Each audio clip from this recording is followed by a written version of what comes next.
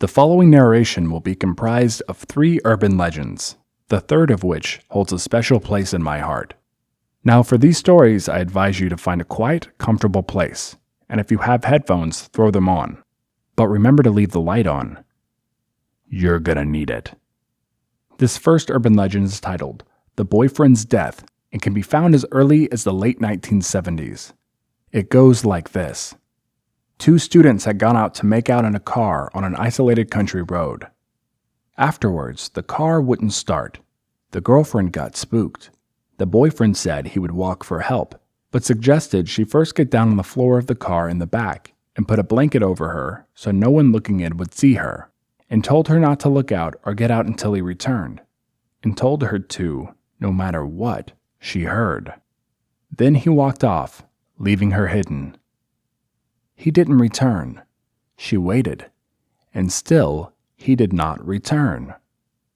And then she heard a strange tap, tap, tap sound on the top of the car. Tap, tap, tap. Despite her growing panic, she did not get out and remained huddled there all night long, listening to the irregular tapping sounds. Finally, the day grew light outside, and she heard someone walking up to the car. A man's voice called out, "Is anyone there?" It was the local sheriff. She peeked out, and he told her to get out of the car, walk down the road to the waiting sheriff's car, and whatever she did, not to look back at the car. She walked down the road to the sheriff's car, but looked back at the last minute and saw her boyfriend's head impaled on the CB antenna, dripping blood onto the car. This next story is titled The Babysitter and the Man Upstairs, and was first collected in the early 1960s. It reads as follows. A young couple living in a large, isolated house had gone out to a dinner party one evening and left the babysitter in charge of their 2 children.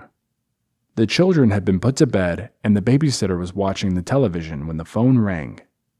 She answered, but all she heard was a man laughing hysterically, and then a voice saying, "I'm upstairs with the children. You'd better come up." Thinking it was one of those phone calls or a practical joke, she slammed down the receiver and turned the television sound up. A short time later, the phone rang again, and she picked it up. The unmistakable hysterical laughter came down the line, and the voice once again said, "I'm upstairs with the children. You'd better come up." Getting rather frightened, she called the 911 operator and was advised they would notify the police, and should he phone again, could she keep him on the line in order to give them time to trace the call and have him arrested. Minutes after she replaced the receiver, the phone rang again, and when the voice said, "I'm upstairs with the children. You'd better come up," she tried to keep him talking. However, he must have guessed what she was trying to do and put the phone down. Only seconds later, the phone rang again. This time, it was the operator who said, "Get out of the house straight away. The man is on the extension." The babysitter put down the phone and just then heard someone coming down the stairs. She fled from the house and ran straight into the arms of the police. They burst into the house and found a man brandishing a large butcher's knife. He had entered the house through an upstairs window, murdered both the children, and was just about to do the same to the poor babysitter.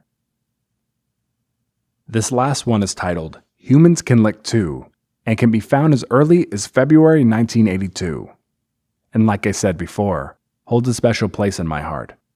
I don't really have a reason why, I just remember listening to it when I was younger and always really liked it. It goes a little something like this. A young girl is home alone for the first time with only her dog for company. Listening to the news, she hears of a killer on the loose in her neighborhood. Terrified, she locks all the doors and windows, but she forgets about the basement window and it is left unlocked. She goes to bed, taking her dog to her room and letting it sleep under her bed.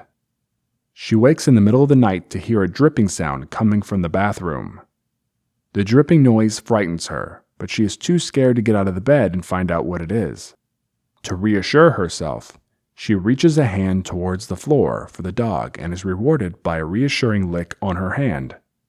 The next morning, when she wakes up, she goes to the bathroom for a drink of water, only to find her dead, mutilated dog hanging in the shower with its blood slowly dripping onto the tiles.